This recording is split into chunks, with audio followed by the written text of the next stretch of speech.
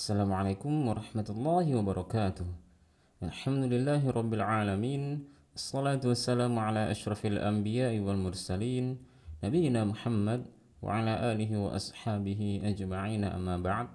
Al-ikhwan wal akhwat yang rahmati Allah subhanahu wa ta'ala, kita berjumpa kembali di channel ini. Semoga teman-teman yang terus konsisten dan istiqomah menyimak video-video kami demi belajar dan bisa memperbaiki bacaan Al-Qur'annya. Kami doakan agar Allah mempermudah kalian dan memberikan kalian karunia yang besar, yaitu dengan memiliki bacaan Al-Qur'an yang baik dan benar, sehingga kalian bisa membacanya dengan fasih dan juga bisa menikmati lantunan ayat-ayat suci Al-Qur'an yang teman-teman baca. Pada kesempatan kali ini kita akan melanjutkan segmen mengurai tajwid kita, dan kita sudah sampai pada surat Yasin ayat ke-19. Pada ayat ke-19 kita bisa melihat di sini qalu, qaf berbaris fathah dan setelahnya ada alif. Ini disebut dengan mad tabi'i, dibaca sepanjang 2 harokat. Jangan dilebihkan dari 2 harokat, karena ada beberapa orang yang membaca dengan 3 atau 3,5 harokat. Seperti ini contohnya, qalu, ya itu disebut dengan 3 harokat, atau bisa jadi lebih panjang dari itu. Ya, tidak boleh membaca lebih dari 2 harokat. 2 harokat saja. Seperti ini contohnya, qalu, qalu. Nah, lu juga sama, disebut mad tabi'i karena ada dhammah setelahnya wawu mati. Dibaca 2 harokat. Kemudian teman-teman bisa lihat di situ ada tanda mad panjang, ta'irukum, ya tanda bendera panjang, atau juga disebut dengan kumis, terserah teman-teman menyebutnya apa. Yang penting jika teman-teman melihat tanda seperti ini dan setelahnya ada hamzah dalam satu kata, ini disebut dengan mad wajib muttasil. Saat ada huruf mad setelahnya hamzah pada kata yang sama, disebut dengan mad wajib muttasil. Dibaca sepanjang 4 atau 5 harokat. Teman-teman boleh pilih 4 atau 5 harokat. Namun dalam etika membaca Al-Quran, jika teman-teman memilih mad wajib sepanjang 5 harokat, maka usahakan di setiap kali teman-teman menemukan mad wajib, baca sepanjang 5 harokat. Jadi jangan di mad wajib pertama teman-teman membaca 5, di mad wajib yang kedua teman-teman membaca 4. Jadi itu menyebabkan ketidakseimbangan dalam panjang bacaan Al-Quran. Nah, dalam etika membaca, jika teman-teman memilih 5 harokat di mad wajib pertama yang teman-teman jumpai, maka di mad wajib berikutnya teman-teman juga harus membaca 5 harokat. Kemudian di situ teman-teman bisa melihat ada mim mati bertemu dengan mim. Ini disebut dengan idgham mimi. Ya, saat ada mim mati bertemu dengan mim, ini disebut idgham mimi. Dibaca dengan gunnah yang panjang. Jadi dibaca ta'irukum ma'akum, kum ma'akum, seperti itu. Kemudian ma'akum. Nah, teman-teman perhatikan di akhir bacaan ini kalau kita waqaf di situ ada mim mati. Karena mim bersifat bainiyah, jadi alirkan suaranya sedikit. Kum, kum, dan suara yang mengalir itu disebut dengan gunnah. Kemudian kita mulai lagi dari ail. Ya, di sini ada 2 hamzah. Hamzah pertama berharokat fathah, hamzah kedua berharokat kasrah. Nah, banyak kesalahan yang dilafalkan saat membaca 2 hamzah berturut-turut, yaitu dengan mengayun suara hamzah yang kedua. Jadi seperti ini. Ail, ya. Ail. Tidak boleh dibaca dengan seperti itu. Itu disebut dengan tashil. Nah, di sini tidak boleh dibaca dengan tashil. Jadi harus dibaca dengan tahqiq semua, atau kita lafalkan harokatnya dengan benar semua. Seperti ini. AI, AI, jangan AI, ya, tapi AI, AI, seperti itu. Ail, ya. Di situ kemudian teman-teman bisa melihat ada nun mati bertemu dengan zal. Ini disebut dengan ikhfa, atau dalam istilah lain juga disebut dengan ikhfa haqiqi. Dibaca dengan gunnah yang panjang. Ail, ail. Kemudian saat melafalkan ikhfa, teman-teman harus perhatikan gunnahnya. Jangan dibaca dengan setiap kali kita menjumpai ikhfa dengan suara yang sama, dengan karakter suara yang sama. Tidak.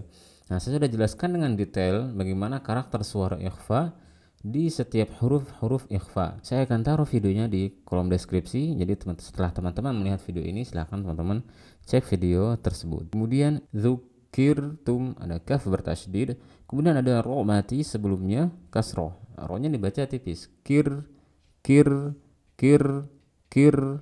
Nah, banyak sekali teman-teman yang membaca ro dengan tidak menggetarkan lidah. Ya tidak boleh. Saat kita membaca ro kita tidak menggetarkan lidah. Getarkan lidahnya. Kir, kir. Ya jangan kir, kir tum. Tidak boleh membaca ro seperti itu. Kemudian bal antum. Di sini ada ikhfa lagi. Nun mati bertemu dengan ta. Ikhfa dibaca dengan gunnah yang panjang. Jadi saat lafalkan antum, kemudian tum qaf, mim mati bertemu dengan qaf, disebut dengan izhar syafawi. Saat lafalkan izhar syafawi, berikan sifat gunnah pada huruf mim. Jadi alirkan suara gunnahnya sedikit. Tum qaw.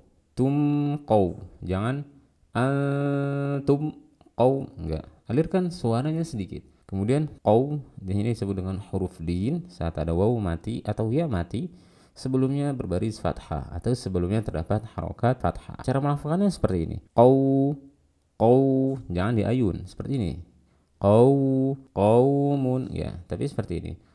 Qaumun, qaw. Langsung maju bibirnya. Qaw. Kemudian tanwin bertemu dengan mim. Ini disebut dengan idghamun bi gunnah. Jadi saat ada nun mati atau tanwin bertemu dengan ya, mim, nun, waw disebut dengan idgham bi gunnah. Dibaca dengan gunnah yang panjang. Qaumum. Kemudian musrifun. Nah, sin karena ada sifat khawah, alirkan suaranya. Jangan musrifun. Kemudian sifatnya sofir. Suara desisnya harus jelas. Musrifun. Seperti itu ya. Tahan, alirkan suaranya. Musrifun.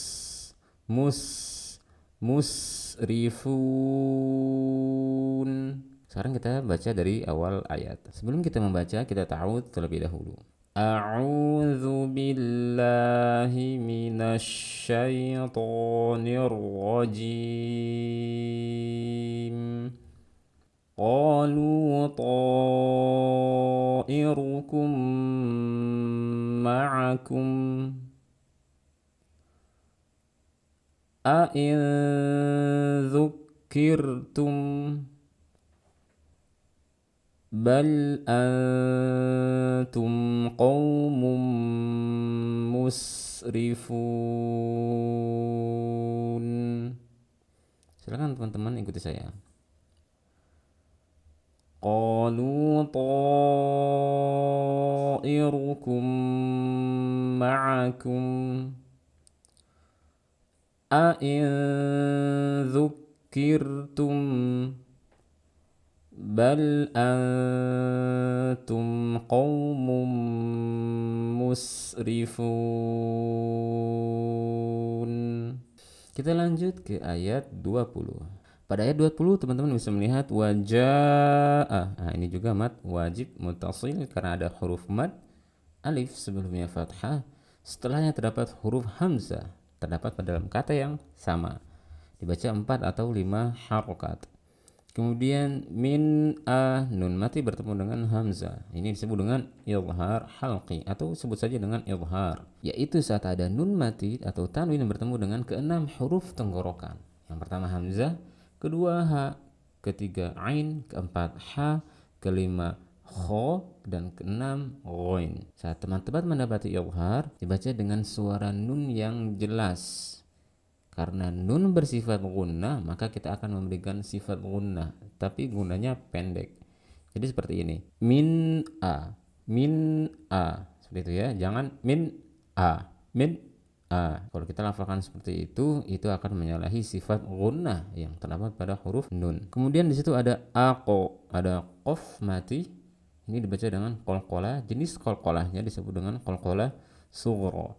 Nah, saat melafalkan qalqalah karena qaf bersifat isti'la, maka lafalkan qalqalahnya dengan suara yang tebal. Jangan seperti ini, aqe ya, tapi aqo. Kemudian sol Madinah. Di sini ada alif lam qamariyah. Alif lam qamariyah, lamnya kita baca al ya, al Madinah.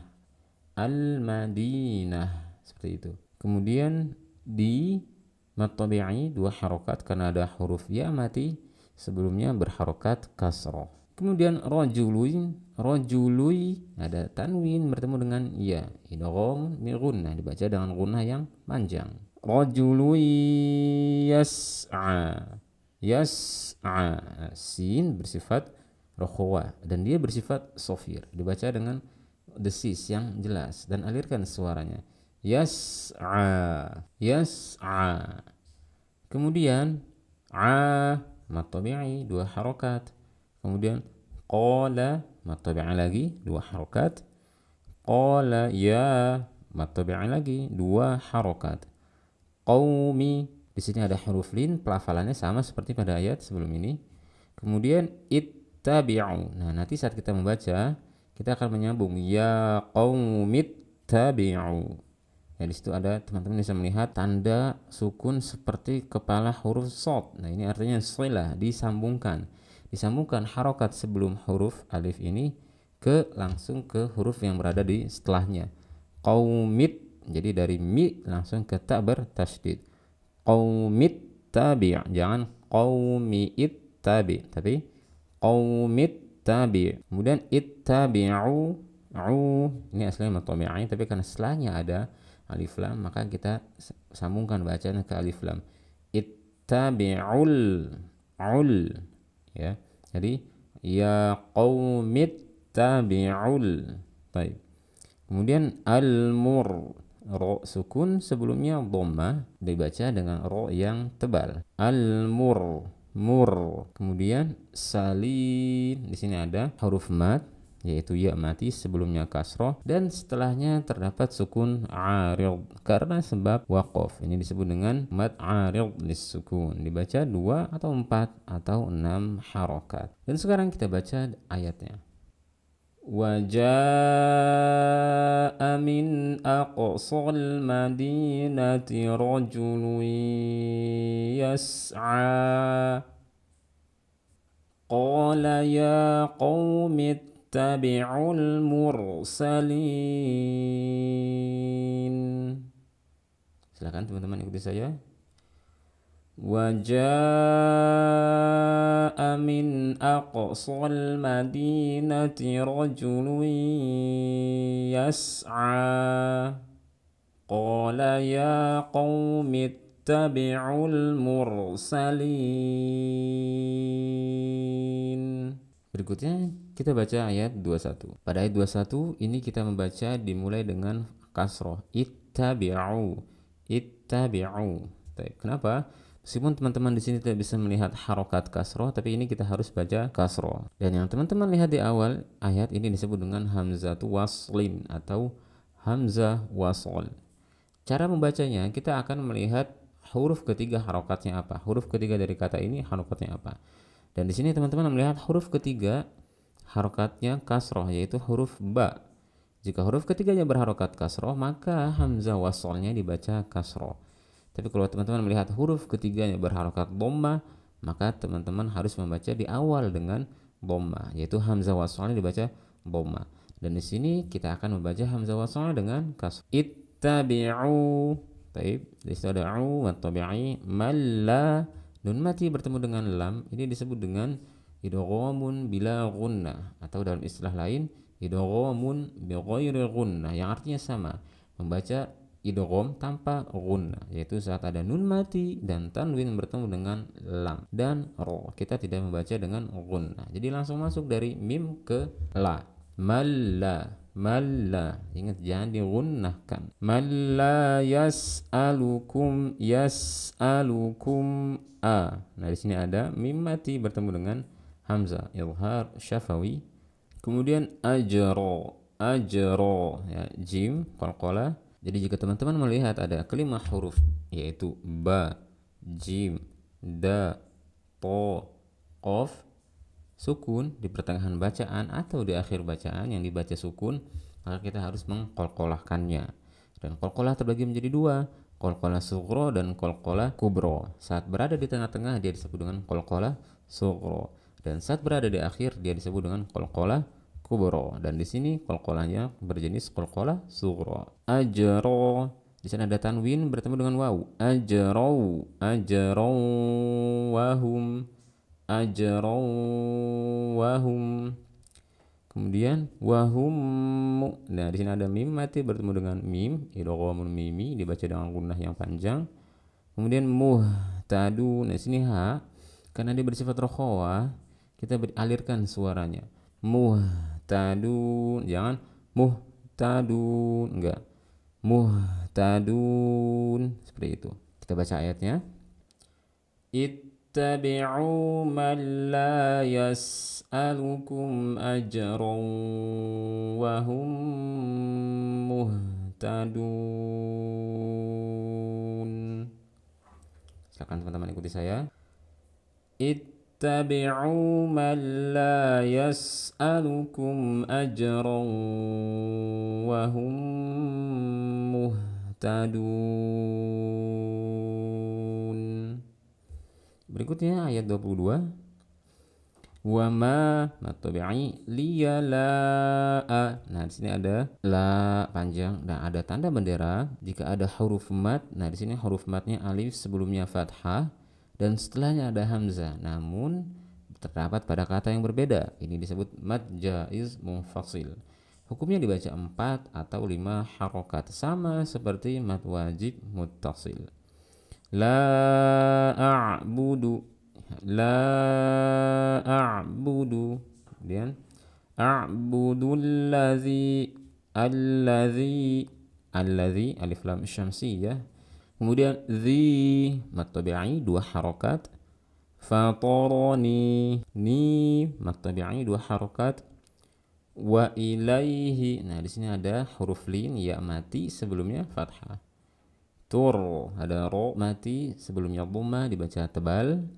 Turja'un, turja'un.